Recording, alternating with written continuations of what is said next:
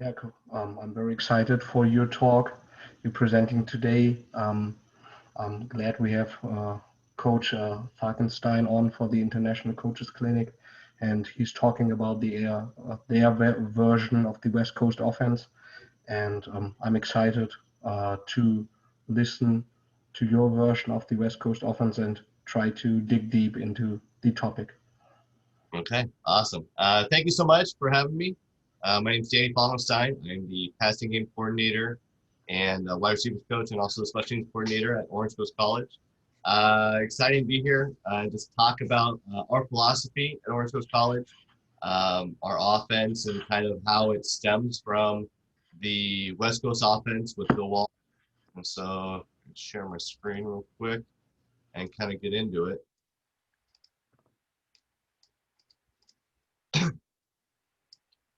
All right, here we go. A little bit about me, some information as far as Twitter and email. So Twitter and Instagram, I'm doing Instagram, but for the most part, at Coach Falks. No you in my name, but you can find me there. And then my email, dfalkenstein at occ.cccd.edu. More than willing to talk ball with anyone at any time. So if you got questions or you just want to talk or you got something you want to show me or just, hey, what do you think, coach? Please reach out to me on any of those platforms. Love to talk football all the time. Some of my experience, played college ball, Carnegie Mellon University in Pittsburgh, Pennsylvania. Got to give them a shout out, my Tartans.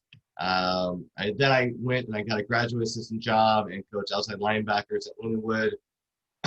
Came back to California, where I was originally from, to be a defensive coordinator and DB coach there. And then I transitioned to the offense. I want to become a head coach eventually, but want to have experience on both sides of the ball. I think that's really important to get experience on both sides of the football when just coaching in general. You're going to fall in love with one side or the other. I think it's really important to know the perspective of the other side of the ball. From there, again, offense coordinator, quarterback, went back to defense and special teams for a year, Pacific High School. And then last 4 years was at Downey High School with the wide receivers, and then transitioned to tight end, special teams coordinator. And then very happy, got hired at halftime of the national championship game this year. LSU won, and just it was just right to move on. And passing coordinator, wide receivers, special teams coordinator at Orange Coast College. Again, reach out to me. You got any questions, whatever, just want to start talking football. Love to talk about anything football related, defense, offense, special teams. Kind of what we're here for, right? Variations, West Coast offense. Before we start talking about our variation, we got to talk about where it came from and what it stems from. So Bill Walsh started with the Bengals, which is always ironic. Obviously, he's very famous with the 49ers and being on the West Coast of the United States, and winning championships there. But he actually developed it from 1968 to 1975 with the Cincinnati Bengals. And it was really born out of necessity, right? When you look at old school NFL football, you look at ground and pound and you look at vertical deep passing game. Well, his quarterback at the time, Virgil Carter, that's not his skill set. The quarterback he had was an agile, quick, accurate, short passing game quarterback with not a very strong arm. So it's hard when you think of your players. How do your players fit a specific type of scheme? If they don't fit that scheme, it's not smart to run that scheme. And so good coaches adjust their scheme to their players, right? Sometimes it's a little bit, sometimes it's a lot. In this situation, it was a lot. Um, Again, quick game by necessity. My players dictate my scheme because I need to be successful in whatever I'm trying to do. West Coast offense is primarily a horizontal passing game that relies on quick and short throws. Obviously, personnel fits it. It also can help with running game. So your running game is going to be your 3 to 5 yards that you're trying to get, right? Your running game is not a 70-yard type thing. Running games are 3 to 5 yards, and that's the ideal of the running game. So the West Coast offense 3 to 5 yards on your throws consistently, 3, 5, 7, is the focus of it, and it replaces part of your running game with the passing game. So you are going to pass more because you're replacing a portion of your run game with quick game, short and horizontal passing game. There are adjustments that are to be made by personnel. When Bill Walsh got to the 49ers, he had better players. And so if you have better players, you're going to adjust what you do to your players. Again, you're better players, then your scheme adjusts.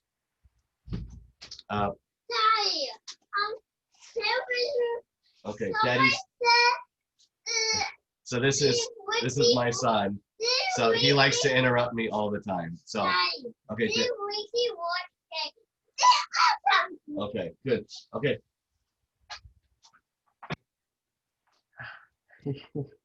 So sorry about that. Obviously, I'm teaching from home and doing this from home, and I have 2 little kids, and they like to interrupt me all the time. So. Yeah, no worries, Coach. Yeah. By the way, if anyone has any questions, feel free to unmute and kind of jump in, or I guess raise your hand, do those types of things too. So please let me know if anyone's got questions as we go. Here you go. So more stuff, West Coast offense, again, stems from the 49ers, developed out of Cincinnati. But talk about a little bit of the development of it. And so Bill Walsh very famously won a lot of championships with Joe Montana and with Steve Young. And then kind of the evolution of how it stemmed from there. As you see it, the names that really come and to light right now as you look at it, Mike Holmgren, longtime coach for the Green Bay Packers. You have guys like Andy Reid, obviously just won a Super Bowl with the Kansas City Chiefs. He's part of that tree. John Gruden, Mike McCarthy are both NFL head coaches. Mike Shanahan, whose son is Kyle Shanahan, would also be on this tree, Gary Kubiak. And so if you look at the tree, and it's always interesting to me, I'm a football buff. I just love talking football and thinking football and the evolution of football. And if you look at those coaching trees of where guys were and where they learned from and kind of where that's gone, obviously you see Bill Walsh, his tree lives very strongly right now in the NFL.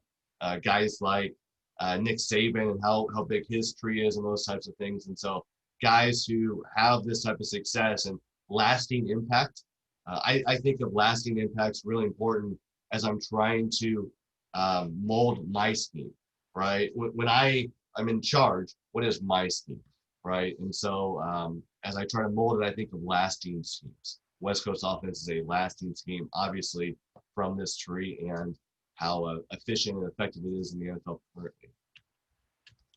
And again, Patrick Mahomes, right? He has the super strong arm. Andy Reid is a West Coast guy. As you watch them play, their playbook has evolved, but you can see the base idea of the West Coast offense in their playbook.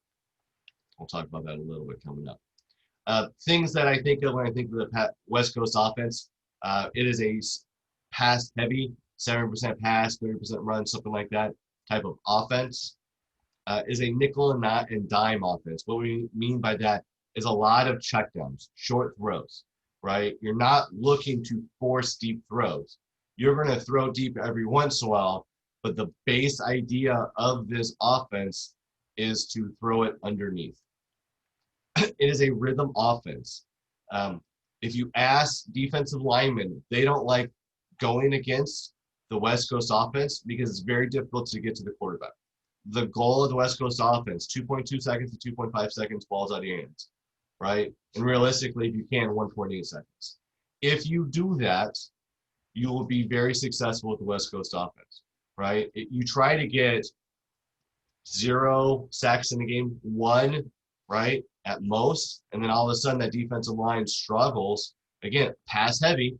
If I'm throwing the ball 70% of the time, right, that means there's more opportunities to sack the quarterback. But if I'm on rhythm, you don't give the opportunity to the defensive line to get sacks. Even if they win, all you need your offensive line to do is just hold up. We talked about this before, replace the run with short passes, a lot of quick game. A lot of quick game, right? Screens, quick game. We'll talk about RPOs in a second. Attack the horizontal space through vertical stretch. I'm going to push a route vertically, and then I'm going to attack that space that that vertical stretch vacates with a horizontal route. We'll talk about that a lot.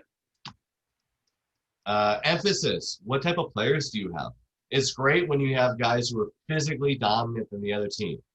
But that's not what the West Coast offense is built on. The West Coast offense is built on possession receivers. If you think of West Coast offense or the 49ers offense, I think of Jerry Rice. Jerry Rice, I think, has a 4.7, 4.8, 40-yard run, and for a receiver, that's very slow. But he is a great possession receiver, and he's a great receiver in general, one of the best ever, based on his route running and other things. But that's the type of guy who's great in this type of offense. Not a guy who's super fast, right? But a guy who is very efficient and effective in route running. I will take a better route runner over a faster receiver any day of the week. All right. Other things I think in West Coast offense, I think get your running backs into routes, right? Your running backs can be help complement the routes and help be in not only the routes conceptually, but they can be check downs for them. So they're either a first, and I think that's coming up. And so the West Coast offense has two running backs in the game primarily in 20 personnel or 21 personnel. 20 is two backs, 0 tight end. 21 is two backs, 1 tight end. First back is immediately in the route. You want him in the concept immediately, right? Either 3 receivers to a side or 2 by 2. And then your second back is going to be a check release, who's either going to complement your route late, right, or be some type of outlet for pressure. Again, running back's either your first read. I like to call that the rhythm read. And then it can also be your last read, which is the rush or release. Very famous quote that I believe in: check downs are for first downs are for touchdowns. If you're always completing passes, short passes, you're always moving the sticks, getting first downs, all those check downs, all those things will then develop into touchdowns. And that's ultimately the goal. Any questions so far, guys? No, coach. The chat box is empty. Okay. All right, so let's get into some formations. When I think of formations, this is the formation that I think of when I think of the West Coast offense. A quarterback can be under center, but I think of split backs. I don't think of I backs, I think of split backs. And why is that helpful? That kind of gets your running backs into routes on both sides immediately. Here's a picture of the 49ers. A little blurry, I apologize about that, but blew it up a little bit. Again, Montana under center. I think this is against the Bengals who won the Super Bowls. Tight ends on top, split backs, receivers on both sides. As you look at it, you can get into routes by the running backs pretty immediately. And so and we'll talk about spot in a second, but all of a sudden you can overload a side as far as getting 3 routes into one side.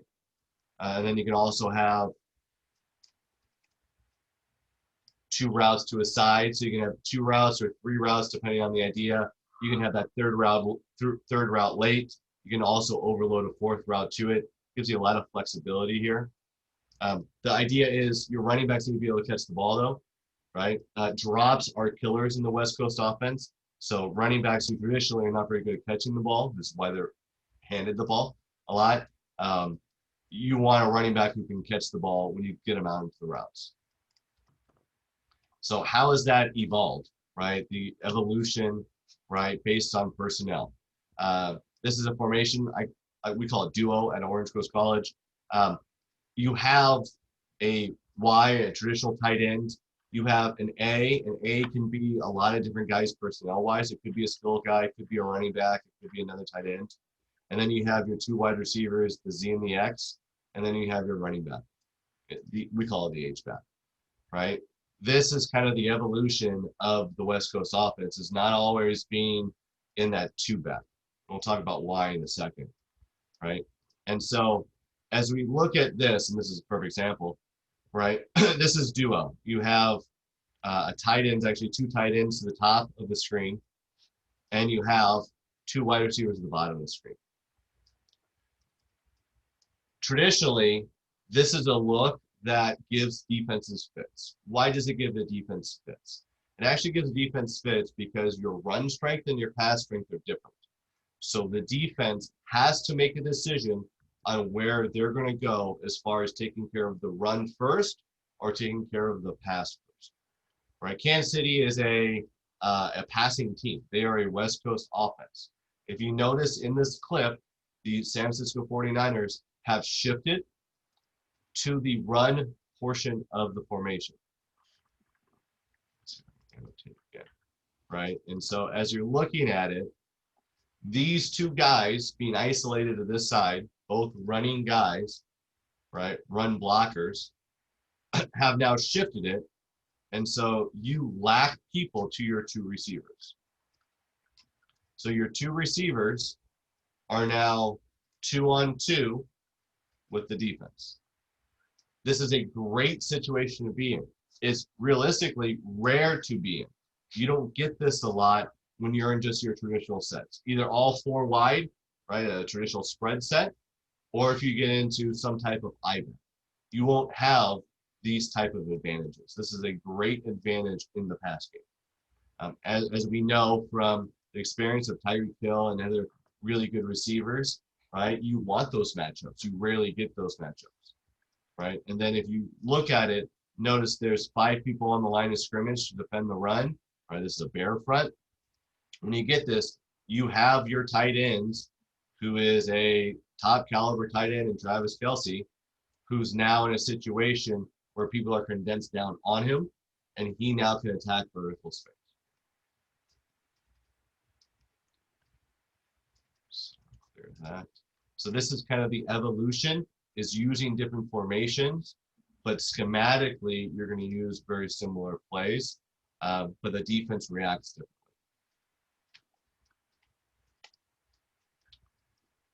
The Orange Coast offense. It is a West Coast-based passing attack. We are absolutely focused on having multiple formations. In a game, we'll probably run a minimum of 8 formations. Most likely, we'll run closer to 12 to 14.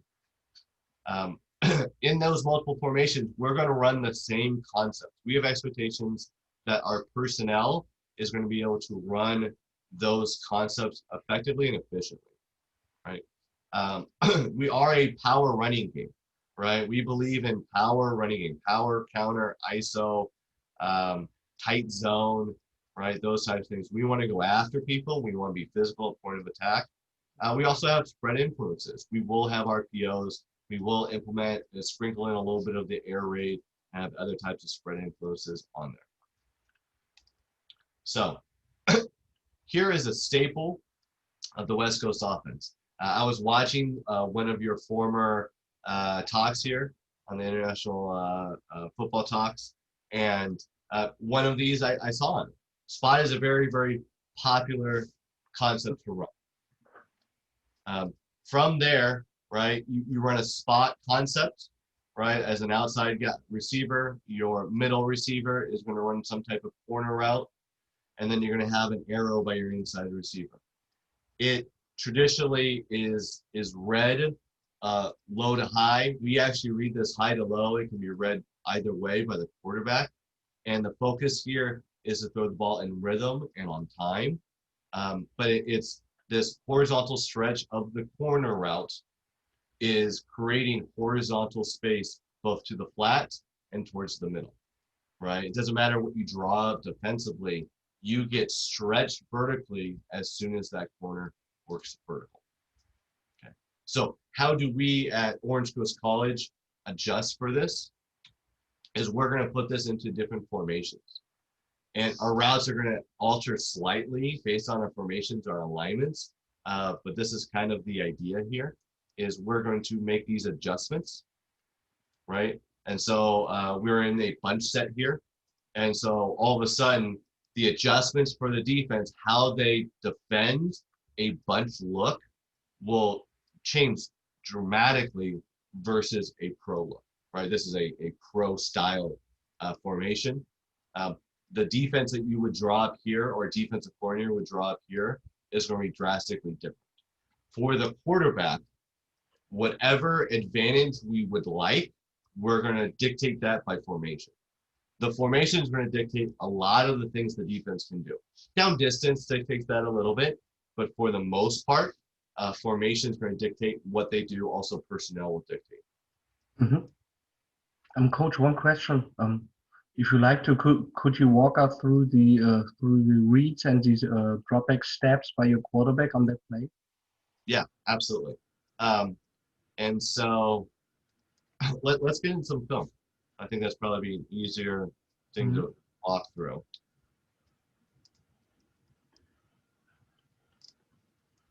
All right, so quarterback, as he's reading this, for us, again, you can read this low to high or high to low. For us, we're going to read this high to low. And our quarterback's told that he's going to read the space from the high route to the low route. So as we start, we have our corner route here, and our quarterback is told if he sees vertical space uncapped, right, or open, he is to throw it.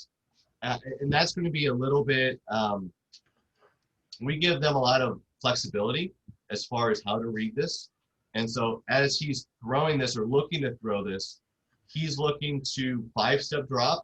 Out of gun, it's going to be a punch 3. And when he gets to his back step, he's looking to see if our receiver has an advantage.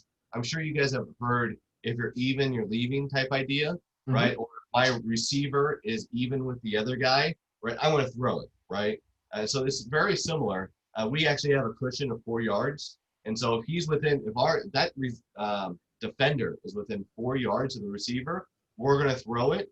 We know where we're going. And if we throw it on time, we're in a good situation. The throw is going to be about an 18 to 22 yard throw. So we're not throwing it as far as we can because I don't like that. When I throw it as far as I can, right, then all of a sudden I'm getting a lot of completions. When I throw it to a spot, my guy is going to get there, and I'm also not waiting.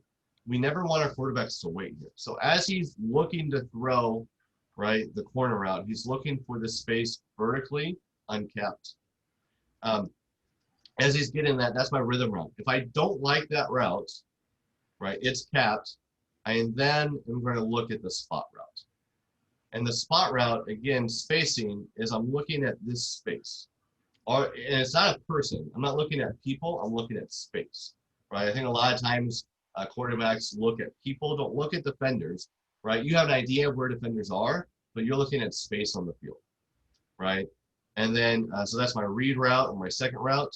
So we're 1, 2, right? And our flat route's going to delay just for a second. And then he's going to get to the flat. This is going to be our number 3. I never want to throw that blind. So if 1 and 2 uncovered, I'm not throwing it blind. I'm looking at it and throwing. So a lot of people get into an idea, if something's covered, I'm just going to turn and throw. You need to turn and look and decide whether or not it's good. Quarterbacks, if you, right, again, limitations. A lot of people lose games if they turn the ball over. We don't want to throw the ball blind ever, right? And so throw the ball away, run. You can even take a sack. Don't want to take a sack, but I'd rather have that than throw it blind. So this is the progression of the play. And then, so as we look at the play, we're looking at some type of pressure coming here. And then I always try to stop it as the quarterback gets to his drops, right? This quarterback, right, as he's doing it, he sees a collision here. And so he doesn't like that throw. So he decides to come off it, right? And then throws it down to the spot. All right, so slow it down. Again, taking looks high. He sees that collision. He comes immediately down to the spot. Spot is free. No one around the spot. put it right in his chest and go. Again, talked about earlier, drops kill the West Coast offense. So stuff like this, easy catch and throws, that's as easy as it comes, kind of kill the offense. Get another look. A different variation. We are actually going to hinge backside, so we're going to have our tight end block for us. We're going to motion down with our spot route. Same idea, right? I'm looking corner. I'm coming down to spot and then flat late. 5-step drop timing. I think we're actually going to roll out to it. Roll out to it. Again, I got someone on top, don't like the space. Easy to come down to the flat route. You can dress up plays, and this is what I would suggest. Dress up the same play over and over again, right? If you ran spot as one of your 10 to 15 pass plays, run spot 10 to 15 different ways. And so the quarterback doesn't have to learn something new. He's doing the same thing over and over again, right? But it looks different for the defense. This looks different for the defense. Obviously, the motions really kills man, and that's why we did it here. That's another spot example. Those are my couple spot examples. Any other questions on spot? No, not at the moment, Coach. That was clear. Okay, awesome. All right, getting into the next part, our variation, the West Coast offense. This is a pivot deep end. On our pass concepts, our two-man route concepts, we're going to have two routes to one side, and then we'll have some type of standard man beater, zone beater on the backside. And so our concept here is our pivot in our deep end. And then on the backside, we'll have a cross route and a post curl route. The cross is really good for man beaters. And then our post curl is going to kill zones 99% of the time. Post curl is a absolute zone killer. But the idea of the pivot deep end, again, another route that actually can be read high to low or low to high. We've done it both ways. Currently, we're reading low to high. So the quarterback, his footwork is going to be 3 steps from the gun. We do a quick 3. So he doesn't cross over in his 3-foot footwork. And he's looking to hit the whip route.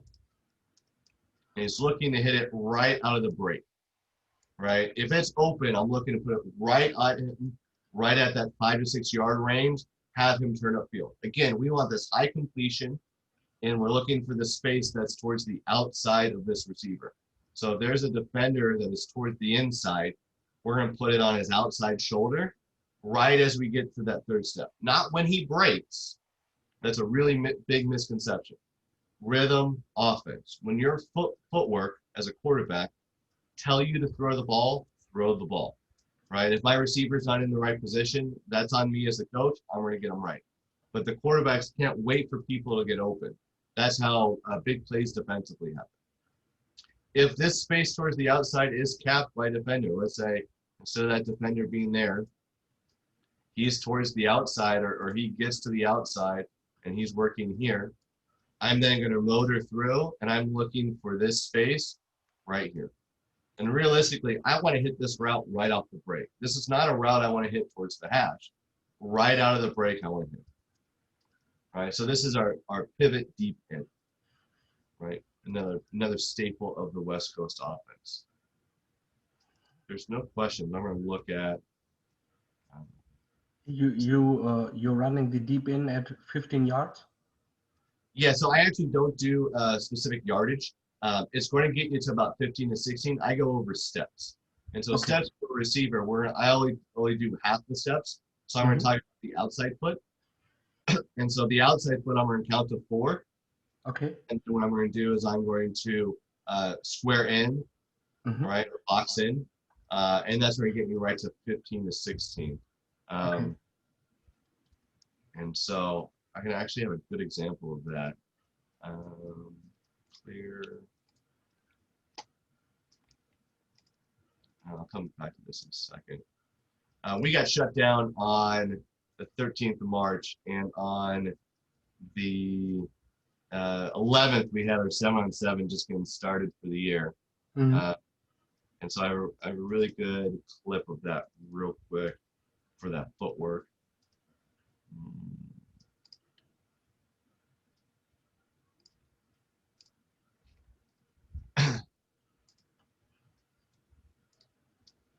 Right, so on the top is the deep end up here. Again, 4 steps as we go. Again, 15 to 16, and run full speed would be my coaching point, right? A Mhm. lot of receivers slow down before they get into their breaks. We never want to do that. We want to let our breaks slow us down.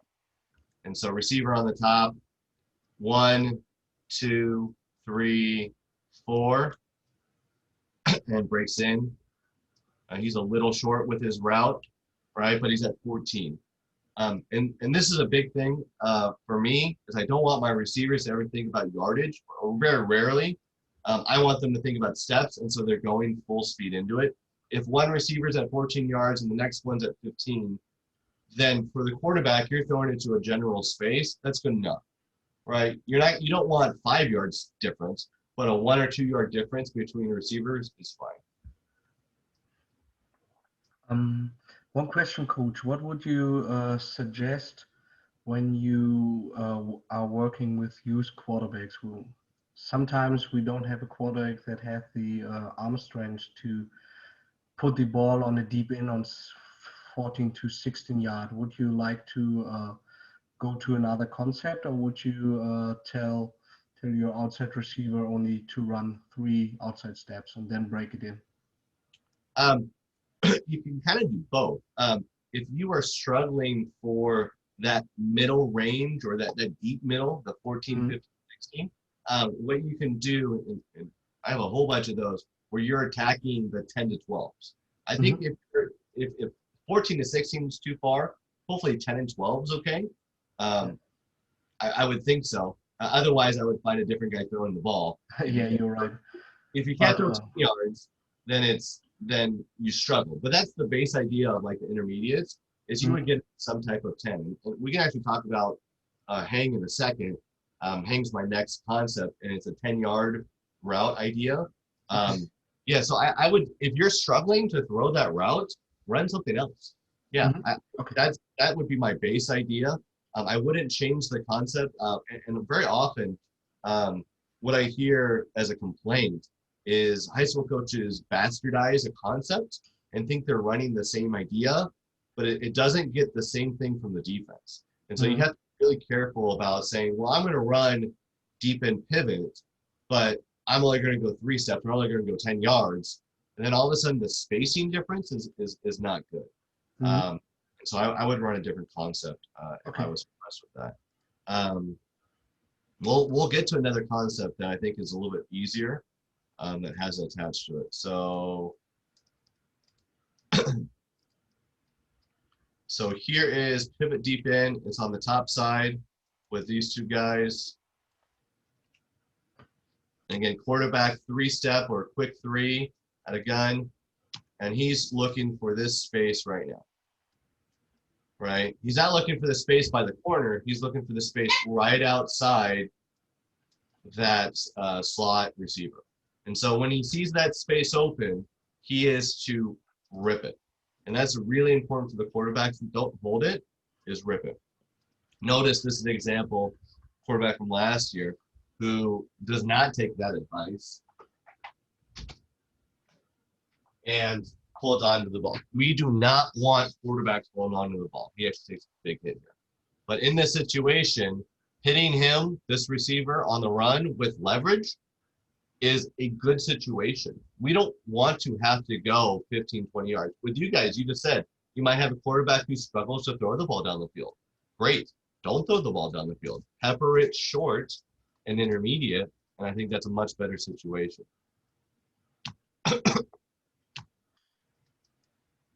Another example of it right here. And looking for the whip. As you look at it, the guy does not have leverage now. The defender looks like he's a little bit to the outside, you don't like the whip. Don't throw the rip. And then he motors in, and he's probably just a little bit late on this, right? But he throws the other one. He actually throws as the deep in is already broken. And notice that you have a Mike linebacker almost making a play on it. Okay, so he's late on the throw here, but this is the general idea. They take away the short, right? I'm now going to take the intermediate behind it. So this is now the vertical space of the deep end, creating space here. They now have to take it away, and now we put a route right behind it. Mhm.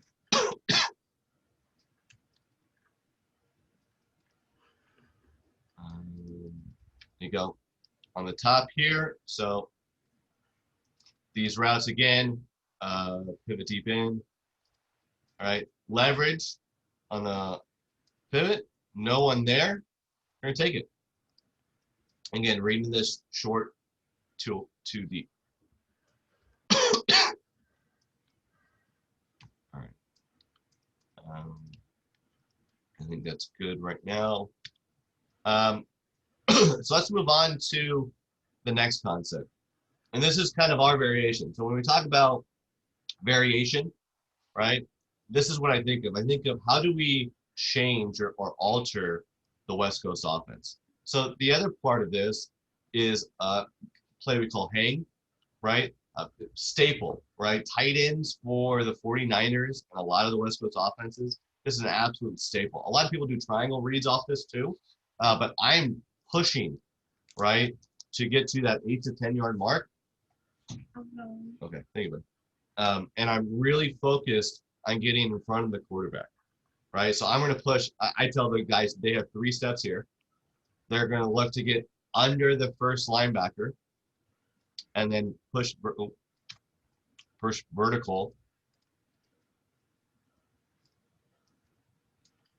All right, push vertical. And then on that 3rd step, they're going to curl back or wave down. All right, that gives you someone right in the middle of the formation. And the defense has to make a decision. Are they passing things off, right? Or are they going to condense? When they condense, that now opens up other things. So this is now a vertical route that is creating horizontal space. So as soon as this linebacker looks to collision, you hear that a lot, collision, collision, collision by the linebackers, he now leaves this horizontal space open. So this idea of the West Coast is also a concept of mesh from the air raid, the variation of the West Coast here, right, is to get that hang route into the middle. What we do, excuse me, what we do is we're going to pair or marry the idea of hang, and we're going to marry it with the deep end. So this deep end pivot idea, right, this shallow route is really that pivot route that we just looked at. And it's the same read for the quarterback, right? It can be the same read, right? Or you can turn this into a triangle read. So for the quarterback, he can have this to be an alert route, and he can read 1 on shallow and 2 on deep end. So the nice thing is based on your personnel, you can change the reads of these plays. So as I just heard, this was an idea that maybe I don't have a guy who can go attack that 14 to 16 yard space. Great. I'm gonna go 1, 2, right? And then if I can't throw this curl coming back, if maybe that's too hard, then I don't give him that read. I just go 1, 2, right? This deep end should give me that vertical stretch I need to clear up the shallow, and then they have to make a decision. I need to guard the hang or the shallow, right? And so if I don't have the arm strength to hit the 3rd read, and I would actually read that 3rd read on both sides. So the quarterback would have 3rd reads on both sides, depending on what he liked. All right, 1, 2, and then I kind of have double 3s or double releases, what we call. Mhm. Right. This is the hang idea married with the pivot deep in. idea. The footwork's the same as well, is you would three-step this, and then you would go either shallow wave to the deep end or the post curl, or you could go shallow to deep end. Okay. On that play, how you talked about the running back being a great option in the passing game. How would you fit the running back into that concept? So he could get fit a couple different ways. I would probably either, if he was on this side, I would have him hover, and so he would be a rush or a check down idea, right? Mm-hmm. And I like to check. I'm a six-man protecting guy. So I want to six-man protect as much as possible. If I'm not going to six-man protect, then my running back is the extra guy who's not blocking, and we got to get the ball to him right away. But this running back here is I would have him go here, or alternately, I would start him on the left, and I would put him on a vertical. So in this situation, you have linebackers, right? Your linebackers, right, are looking to take care of these types of guys, right, in the middle. So backer, Mike, those types of things. And so as these linebackers are covering the middle, all of a sudden they struggle to cover seams, right? And so if I was playing some type of 4-3 idea, you would get some type of look like this, right? Collision here, and you would have a seam open for the running back. Mm-hmm. Yeah, that's a great idea. I think we would definitely struggle to cover that back. Yeah, so and especially in man, you get in some type of man situation, right? And if your running back is one of your better athletes, just the key is you got to have a running back who's going to catch. And so if you have a situation where you don't have a running back, you get a stud running back, but like he can't catch, maybe on third downs when you are traditionally going to throw the ball, Mm-hmm. you get a receiver, you get someone else who has good, right? And this happens in the NFL all the time. You have a third down back. You have a guy who's better at catching the ball than other people. Mm-hmm. So Yeah, that sounds great. any other questions? No, coach. Okay. I think that's my presentation. Um, okay. Again, questions. There's my Twitter and Instagram again, at Coach Falks. Happy to talk ball about anything. Right. West Coast, it can be air raid, be anything. There's my email. Again, please contact me. You got players. You got guys who are thinking that they want to come over. We would love to talk about specifics and see what could happen. We're a stepping stone to 4 universities. Would absolutely love to have European influence. And again, it's nice and warm, sunny California. Orange Coast College could be the place for them. So. Yeah, that sounds great, coach. I've got two more questions if you like to. Um, the first one is how do you bring the running backs into your concepts? Are you using tags for them to add them into your passing concept? Yeah. So right now we are going to be a little bit lighter on two backs, but I can actually show you a little bit. I don't think I'm giving away the farm here, but we have a tree for our H backs. And so we're going to tag her out. So instead of having the H-backs learn all of the pass plays, I think that sometimes that's a little bit overwhelming. We're going to help them out. We want it to be as simple as possible, and we're going to give them their H route. And we've actually no longer used the letter H to start any of our other concepts or any of our routes, because H routes are for the running backs because there are H-backs. Mm-hmm. And so we're going to give them a hover, a hog, a house, those types of things, a hero, and they're going to complement the concept. Sometimes they're in the concept, the traditional like spot concept, is I'd give them a hide here with what we would call it to give them the arrow, or they can be that complement to it, the hero route or the house as a wheel route that's going to complement the play. So you can either put them in the base concept.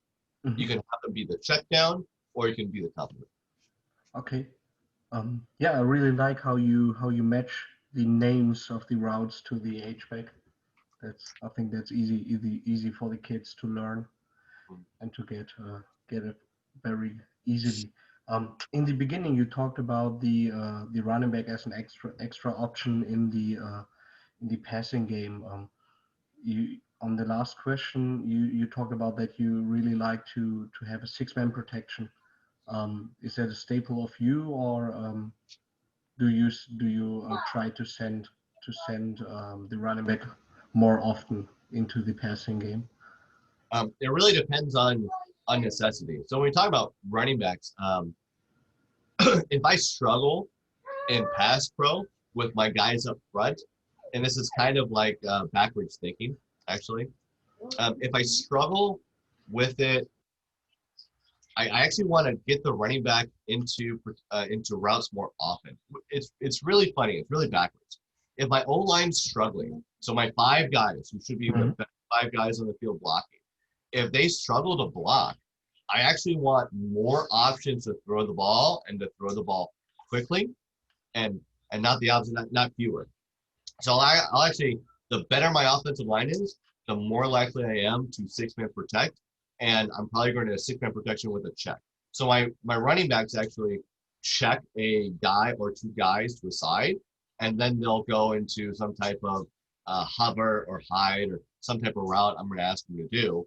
Hmm. Um, and if my offensive line is bad, is I'm going to put them in the routes immediately, and so I'm going to either flood aside or I'm going to try and get some type of advantage in the numbers game. And my running back will be my first option a good portion of the time then too. Hmm. Okay, yeah, that's great. And when you practice with your running backs, that's my last question. When you send them um, for amount of times in the game onto passing routes, how would you spend the time on teaching them how to pass block, and how much time would you spend on to teach them how to run routes and catch? Yeah, I mean, I think as far as time allocation is, I would probably say start with 50-50. You got to know both. If you're going to have the West Coast offense and you're going to really focus on incorporating your running backs into routes, you have to give them time to work on footwork, to work on catching, to work on those types of things, to have rapport with the quarterback and work with have the quarterbacks go down and throw with them. The running backs coach throwing to him, that helps his arm, but that doesn't help with chemistry. And so you really want your quarterbacks go down, great chemistry with them as well. And so our quarterbacks will go down. There's a different quarterback goes down all the time, and so different quarterbacks get rapport with all the running backs, and that's really important. And so right now, when we were able to practice, as we're going to cut practice 50% run, 50% pass, and Mhm. during that 50% pass, we'll then cut that portion in half. And so half the time they'll do pass pro, and half the time they'll work on routes. Okay, I got you. Yeah, that's great. I think we can take take a lot of your ideas into our playbook. So we do a lot of similarities. We run the sport concept, so that's always a thing we can get out of your ideas. And I really like how you implement the running back into the passing game, and start from the idea to make it more easy for the offensive line to send it back out and throw to him as a quick check down to make the life a little bit more easier for the guys up front. Yeah. I mean, if you're really strong on the offensive line, really thinking about releasing your back and being a first option a good portion of the time, or at least to a side if you're picking one side or the other to look at. Mm, Because I'll tell you what, people are going to not want to blitz because they don't get there. If you get the ball out in 1.8 seconds, 2.2 seconds, the blitz never gets there. The blitz needs the high twos to get there. mm. 2.8, 3.2 seconds to get there. If they don't have time, they're going to stop doing that, or you're going to kill them. So, Yeah, that's great, coach. I don't know. We don't have any. We have one question in the chat. Coach is asking, is there a type of defense coverage that gives the West Coast offense more problems than others? um, I wouldn't say it's a defense or coverage, it's usually personnel. Is when you get some coverages, um, you can attack them a whole bunch of different ways. But when you get a personnel that is going to do it. So that's a great question. Oh, you can see I got 100 different things up. So I think it was this play. All right. So as I look at this play, there's a spot, and I'm looking at the space. Coach, we can't see your screen. Oh, you can't see my screen. Okay. I'm going to get good at this one day. There you go. Can you see my screen now? Yes, we can see it now. Okay. So this is spot, right? And in spot, as I look right now, and I'm a quarterback, I'm thinking this is fantastic. I'm thinking that we have a cover one look, right? I'm going to have, right, man to man, man to man, man to man, man to man. They're bringing some type of pressure. I'm not worried about that as a quarterback. I'm thinking right now, I have my rhythm read open. That space, there's no one there.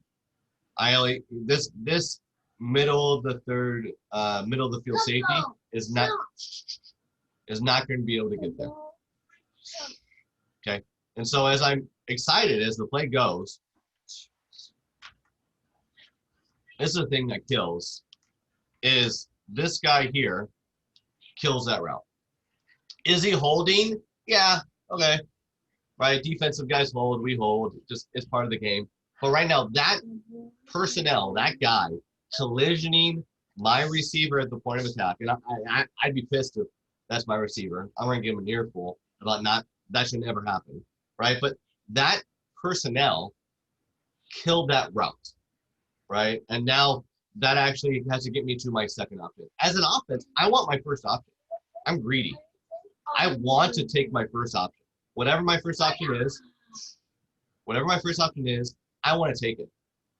And so when a personnel takes that away, because he's not, as we watch the play, he's underneath the route. He's not in a position to play the route. But his collision and what he's actually done, and we call it cap. So coverage, angle, and personnel. The personnel actually defended that route, not where they were on the field, not the scheme. It was the personnel. So I would say that I'm not really afraid of any specific type of scheme. It's more personnel and good defenders, either man-to-man defenders or good space defenders, are the ones that I'm worried about. Screen. I think he meant your screen. Got it. Yeah. So that's great, Coach. Yeah, coaches, any other questions for Coach Falkenstein? Yeah, if not, it was a pleasure to listen to you, Coach, and I think I really liked how you break down the origin of the West Coast offense. I think I'm a history teacher, and I always believe that we have to know what happens in the past to develop things for the future, and that's great how you break all these things down depending to the West Coast offense. So thank you very much, Coach, and I hope we can stay in contact and maybe get a player from Cologne over to your college. Yeah, absolutely. Love to have any of the players. There's a couple. I think Luca had a couple questions real quick, if you don't mind me answering. Yeah, we've got one more. Yeah. So what I see is what are some of the weaknesses of the West Coast offense? I would say, I think for the most part, is do you have guys who are going to catch the ball, right? If you're not going to catch the ball and you're a possession type team, that's a struggle. It's hard if you're again, I don't need arm strength, I need accuracy. So you need an accurate quarterback, starts there. You need possession receivers, guys who are going to catch the ball, right? And you need running backs. If you're gonna be two running back set, you need running backs to be able to catch the ball too. So because it doesn't make sense if you have a running back who can't catch to implement him in the pass game all the time. Mm-hmm. And so I think those are some key ideas. Timings too, right? I'm a West Coast guy, so I would do less of a West Coast if I struggled to get guys on at practice and the timing was an issue and those types of things. How would I work around them? So obviously, as you said, disrupting timing, right? When people come down and press, what you do, there are man beaters involved, right? And so if you don't have a guy to win a route, and so man to man, right? Well, I'm going to go to my best guy. If my best guy is not going to win the route, I then need to have some type of scheme complement and to make it very hard. And so that can be either formationally, like when you get into some type of bunch set, that strains man to man and disruption, right? As we saw in that clip I just showed, and I'll show that again real quick, right? Right? This corner on the outside, right, completely gets lost. And that's just on formation, right? The routes are crossing, but the formation is really a hindrance and becomes very, very difficult for that corner, right? And that happens all the time. And so when you get into the Kansas City Chiefs run duo, and so this is the duo set, or tight end wing on one side and two receivers to the other, is you get into a situation where you can do crossers and those types of things. So if I'm trying to do a man beater, is you can get into some type of look here. If I can draw it, and let me do a different color. Sorry, I got a lot of lines here. Is I would do some type of cross here. I'd probably deep in, and I have some type of crosser. If you're getting disruption and man to man, that is so difficult to defend. That slot guy who's not a corner, who's usually not a corner. So that's either a safety or that's a linebacker guarding your slot receiver or one of your better receivers going across the field with a whole bunch of stuff on the other side. That's now where you're putting scheme and formation to complement your guy who can't win a one-on-one. And so that's what I would do to help alleviate. Again, you're getting vertical stretch to create horizontal space, right? And so this is a West Coast concept. All right. I hope that helps. I'm sure that helps. Thanks for your answers. Yeah. Okay. Awesome. Thank you so much for having me. Again, please reach out if you have any more questions or want to talk any other type of ball. Love to talk ball. At Coach Falks, Twitter, Instagram. Thank you so much for having me. Yeah, thank you very much, Coach. Enjoy your time with your family today, and we will stay in contact. Have a nice day, Coach.